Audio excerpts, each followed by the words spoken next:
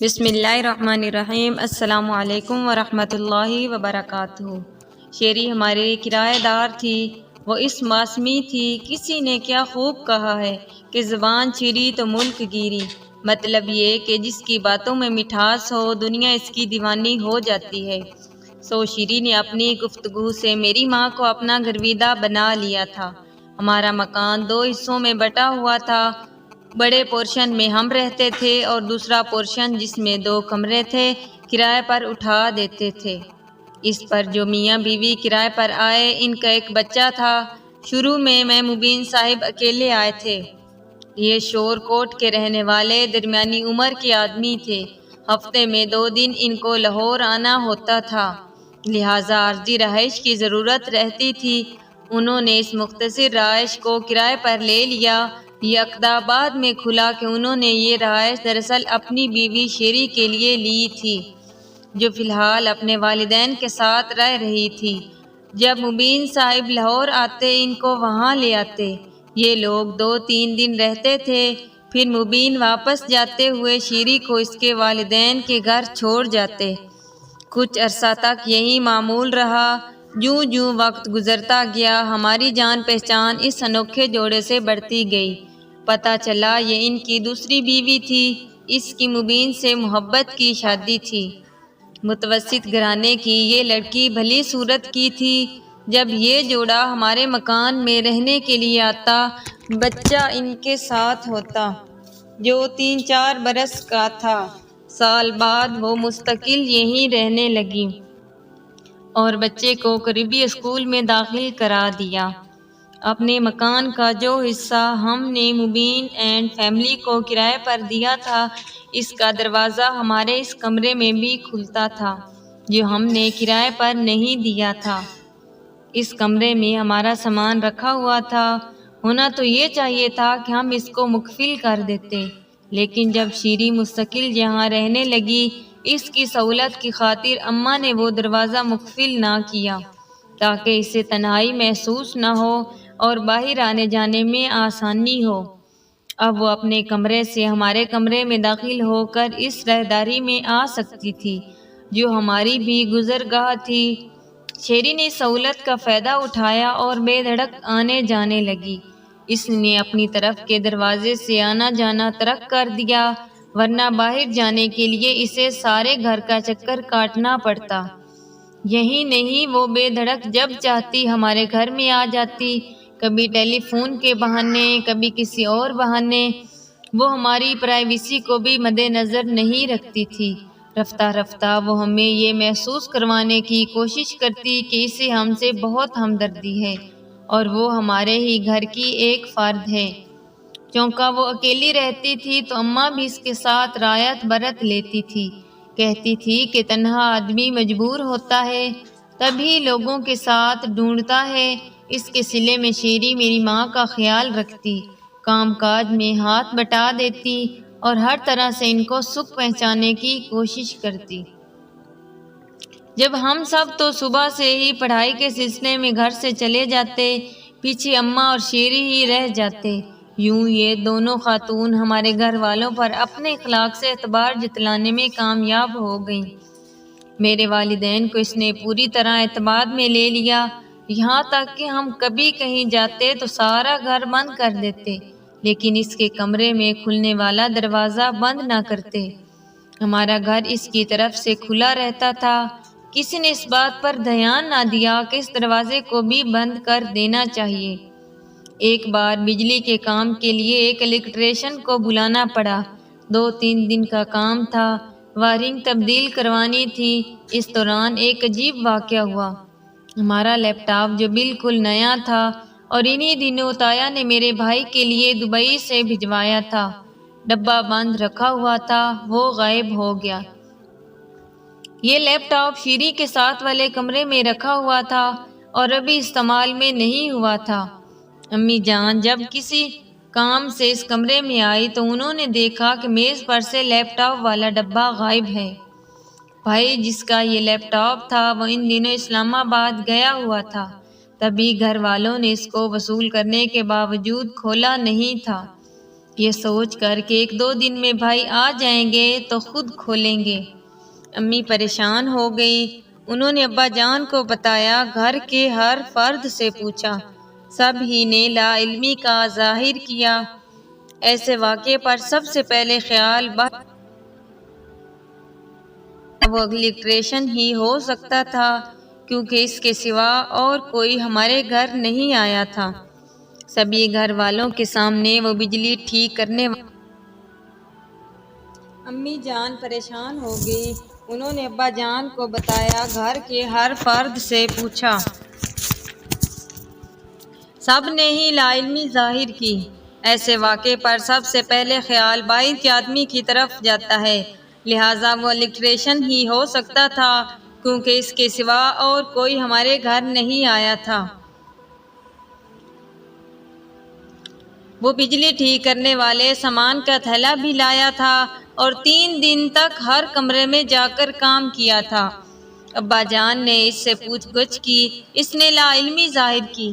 اسی دوران میرے دل میں یہ خیال گزرا کہ یہ کام شیری بھی تو کر سکتی ہے، وہ بھی اس کمرے سے گزرتی رہتی ہے۔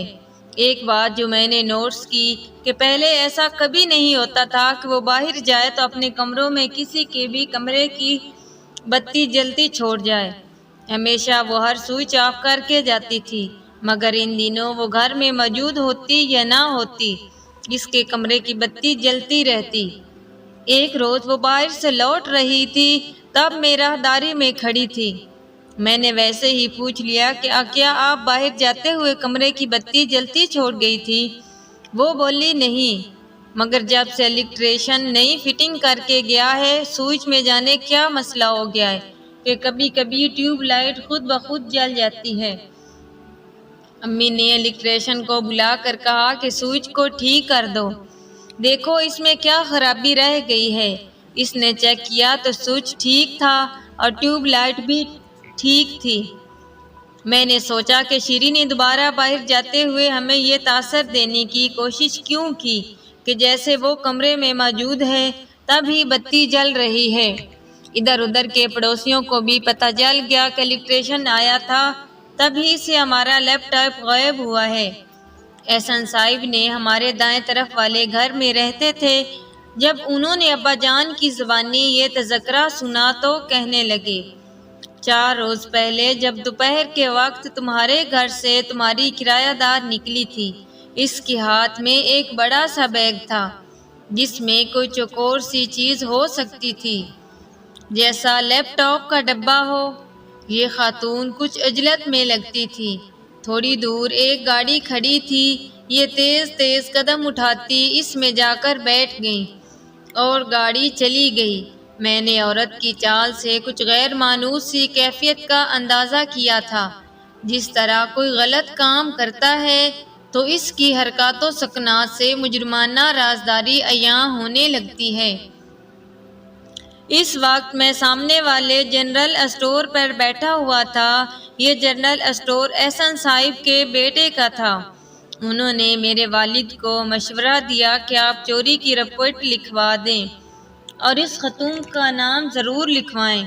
اس الیکٹریشن کو برسوں سے محلے کے گھروں میں کام کو بلایا جاتا ہے، اس کے بارے میں آج تک چوری کی شکایت نہیں ملی۔ بہرحال کسی انسان کا بھروسہ نہیں، کل کو یہی واردات بڑے پیمانے پر بھی ہو سکتی ہے۔ ابا جان شاید یہ بات پولیس تک نہ لے جاتے، لیکن ان کے سمجھانے پر انہوں نے چوری کی رپورٹ تھانے میں کر دی۔ پولیس والے آئے، تمام گھر کا جائزہ لیا اور ایسے اشخاص کے نام مانگے جن پر شبہ ہو سکتا تھا۔ چنانچہ نام دے دیے گئے، جس میں الیکٹریشن ریاض اور شیری کا بھی نام شامل تھا۔ ان سب سے پوچھ گچھ ہوئی، چوری پھر بھی نہ پکڑی جا سکی۔ تاہم پولیس کا خیال تھا کہ چور گھر میں ہی ہے۔ اس واقعے کے بعد امی نے شیری کے کمرے کا وہ دروازہ جو ہمارے گھر کے اندر کھلتا تھا بند کر دیا۔ یوں اس کا ہر وقت ہمارے گھر میں آنا جانا ختم ہو گیا۔ ہماری اس احتیاط سے وہ بھی محتاط ہو گئی۔ پہلے اماں اپنی سادگی کے باعث شیری کے آمد و رفت پر نظر نہیں رکھتی تھی، اب جب ذرا غور کیا تو ہمیں اس کی عادات و حرکات مشکوک محسوس ہونے لگی۔ مثلاً ان کے شوہر بہت کم آتے تھے اور وہ بالکل آزادانہ زندگی بسر کر رہی تھی۔ ان کو کوئی پوچھنے والا نہیں تھا۔ جب وہ چاہے کمرے سے جا سکتی تھی اور رات 10 بجے کے بعد بھی گھر آتی تو اکیلی ہوتی تھی۔ میکے سے کوئی ان کو چھوڑنے ساتھ نہیں آتا تھا۔ شیری کا شوہر تو اپنی پہلی بیوی اور کنبے کی مجبوریوں کا اسیر تھا۔ وہاں اس کی پراپرٹی تھی۔ دوسری عورت کو اس کی غیر موجودگی نے پوری آزادی عطا کر رکھی تھی۔ شیری مردوں اس کا لہجہ نہایت نرم تھا، جو اکیلی رہنے والی عورت کے لیے ایک پرخطر بات تھی۔ 1-2 ماہ گزرے ہوں گے کہ شیری میری ماں کے پاس روتی ہوئی آئی۔ کہنے لگی، خالہ جان، مبین سے شادی کر کے میں بہت پچھتا رہی ہوں۔ بھلا یہ بھی کوئی زندگی ہے؟ وہ تو اپنی پہلی بیوی اور 4 بچوں کے ساتھ خوش و خرم رہتا ہے اور میں اس کے انتظار میں اکیلی سلگتی رہتی ہوں۔ اس بار وہ 3 ہفتوں بعد آیا ہے۔ اس دوران میری خبر تک نہ لی۔ جیتی ہوں کہ مر گئی ہوں۔ آتے ہی جب میں نے مبین سے اس بات کا شکوہ کیا تو وہ تلخ کلامی پر اتر آیا۔ کہنے لگا، رہنا ہے تو اسی طرح رہو، ورنہ اس نے مجھے مارا پیٹا بھی ہے۔ یہاں تک کہ میرے بیٹے پر ہاتھ اٹھایا۔ ایسی سنگ دلی کوئی عورت برداشت نہیں کر سکتی۔ اماں آخر عورت تھی۔ شیری کو روتے دیکھ کر اس کے ساتھ ہمدردی جتانے لگی اور کہا، مبین کا دماغ خراب ہو گیا ہے کہ بچے کو بھی مارا ہے۔ اپنے بچے کو کوئی باپ اس طرح بغیر خطا کے مارتا ہے بھلا؟ ٹھہرو، میں اس سے پوچھتی ہوں۔ تبھی شیری پھٹ پڑی۔ کہنے لگی، بچہ دراصل میرے پہلے شوہر کا ہے۔ میرے 2 بچے ہیں۔ دوسرا بیٹا اس کی دادی کے پاس امان آباد میں ہے۔ میرے پہلے شوہر کا انتقال ہو چکا ہے۔ بیوگی سے نجات پانے کے لیے تو میں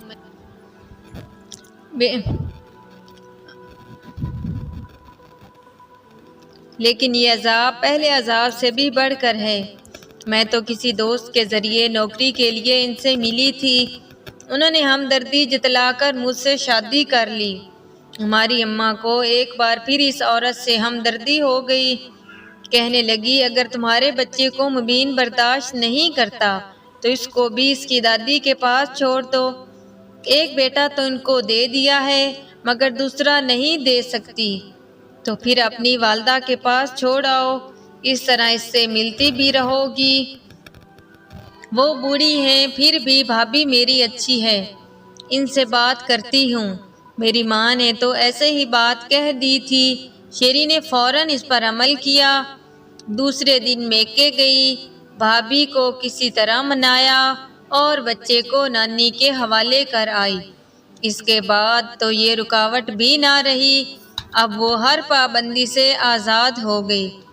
اب ہم ان کرایہ داروں سے پیچھا چھڑانا چاہتے تھے لیکن وہ آسانی سے مکان چھوڑنے والے نہیں تھے۔ انہی کی سوچوں میں ابا جان گھل رہے تھے کہ ایک دن خود بخود اس کا سامان قدرت کی طرف سے ہو گیا۔ وہ اس طرح کہ ایک شام پولیس آئی اور شیری کو حراست میں لے لیا۔ ہمارے گھر کے باہر ایک گاڑی کھڑی ہوئی تھی اور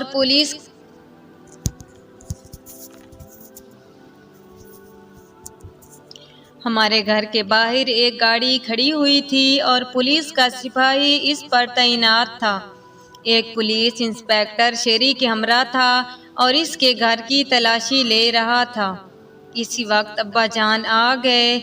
انہوں نے گیٹ پر پولیس والوں اور شیری کو کھڑے دیکھا تو ان کے پاس گئے۔ پتہ چلا شیری نے قتل جیسے بھیانک جرم کا ارتکاب کیا ہے۔ ہم یہ سن کر ہکا بکا رہ گئے۔ بات پھر یوں کھلی کہ شیری اور مبین شام کے وقت موٹر سائیکل پر میڈیکل سٹور گئے ہوئے تھے کہ وہاں ایک شخص سے اچانک مڈ بھیڑ ہو گئی جو کسی کام کے سلسلے میں وہاں آیا ہوا تھا۔ اس وقت شیری اسٹور پر دوائیں خرید رہی تھی۔ اور اس کا شوہر کچھ دور موٹر سائیکل پر بیٹھا اس کے لوٹنے کا انتظار کر رہا تھا۔ جس اسٹور پر شیری کھڑی تھی وہ شخص بھی اسی اسٹور میں گیا اور اس نے اچانک شیری کو دیکھا تو ہار پکڑ لیے اور میں اسے نہیں دینا چاہتی۔ وہ اسی بات پر تکرار کرنا چاہ رہا تھا کہ باہر لایا وہ اس سے ہاتھ چھڑانے اور غصہ ہونے لگی۔ سامنے سڑک کے کنارے مبین کھڑا یہ سارا منظر دیکھ رہا تھا، لیکن اس شخص کو علم نہیں تھا کہ مبین اسے دیکھ رہا ہے۔ شیری بھی شدت سے اپنے غصے کا اظہار کر رہی تھی۔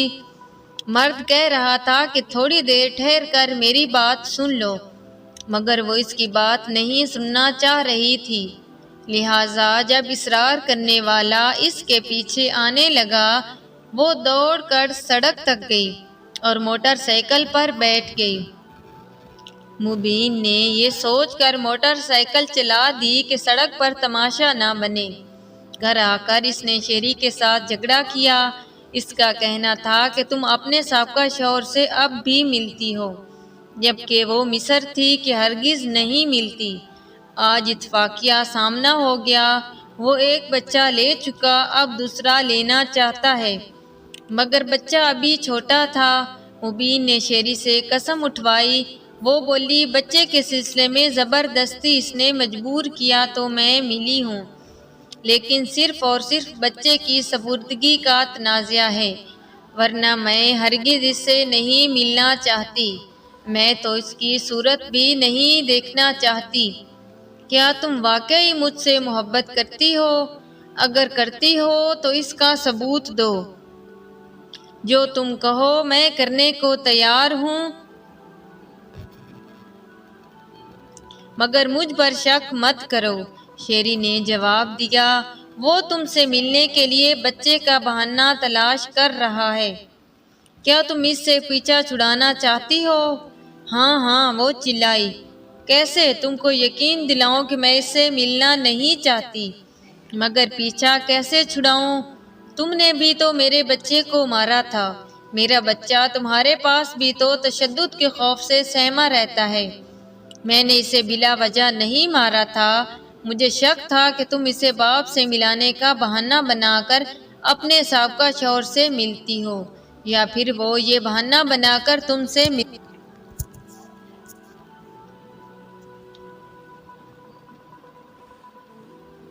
اب تمہیں کیسے شک ہوا؟ پہلے تو کبھی نہیں ہوا، کسی نے تم کو دیکھا ہے؟ میں سمجھ رہا تھا کہ بتانے والے کو مبالغہ ہوا ہے، لیکن شک مجھے بھی آرام کر رہا تھا، تبھی میں نے اس پر ہاتھ، ورنہ وہ تو بچہ ہے اور میں بھی بچوں والا ہوں۔ مگر مجھے لگتا ہے کہ جب تک تم لڑکا اس کے حوالے نہ کرو گی وہ تمہارا پیچھا نہ چھوڑے گا۔ اب یا تو تم طلاق لے لو یا پھر جیسا میں کہتا ہوں ویسا کرو۔ تم کیا کہنا چاہتے ہو؟ تم اس کو فون کر کے کہو کہ آ کر اپنا بیٹا لے جائے، ظاہر ہے وہ ضرور آئے گا۔ تم اس کو جہاں میں کہوں وہاں آنے کا کہو اور وہی وقت دو جو میں بتاؤں۔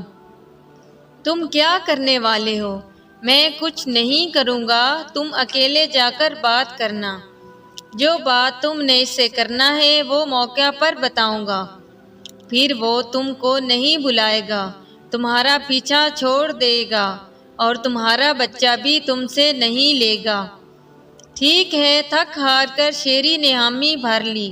منصوبے کے مطابق شیری نے فون کر کے رات کے 10 بجے اپنے سابقہ شوہر کو ایک سنسان جگہ بلایا اور کہا، مبین شور کوٹ گیا ہوا ہے، تم فلاں پارک آ جاؤ، بچے سے بھی مل لو اور ہم فیصلہ کر لیں گے کہ بچے کو کس کے پاس رہنا ہے۔ اس کا سابقہ شوہر گاڑی میں اس جگہ آ گیا جہاں مبین کچھ دور اپنی گاڑی میں بیٹھا ہوا تھا۔ اس نے دیکھ لیا کہ گاڑی اس کی بتائی ہوئی جگہ پر آ چکی ہے، تبھی شیری سے کہا کہ تم اس سے پیار سے بات کرنا، کہنا کہ بچہ تم اس کی سپردگی میں دینے کو تیار ہو، بشرطیکہ وہ اس کو تم سے ہر ماہ 2 بار ملنے دے۔ بلکہ دونوں بچوں کو ملنے دے، تو تم دوسرا بیٹا اس کے سپرد کرو گی اور یہ سپردگی کسی وکیل یا عدالت کی معرفت ہوگی۔ یقیناً وہ اس پر راضی ہو جائے گا۔ اگر اسے واقعی دوسرا بیٹا چاہیے، اس دوران تم اس کی خاطر تواضع بھی کرنا۔ اس نے کچھ کھانے پینے کی چیزیں بیوی کو دی اور ایک مشروب کی بوتل بھی۔ کہا کہ تم یہ مشروب مت پینا۔ شیری نے اس طرح عمل کیا جیسے مبین نے بتایا۔ وہ اپنے سابقہ شوہر کی گاڑی کی طرف گئی۔ مبین کی گاڑی اندھیرے میں درختوں کی آڑ میں چھپی ہوئی تھی، جبکہ سابقہ شوہر کی گاڑی سڑک کنارے کھڑی تھی۔ شیری اس کی گاڑی میں بیٹھ گئی۔ کسی ریسٹورنٹ میں چلیں، اس کے سابقہ شوہر نے کہا، اور تم احمر کو نہیں لائی؟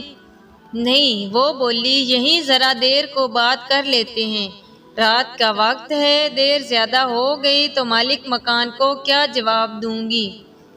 وہ گیٹ بھی نہ کھولیں گے۔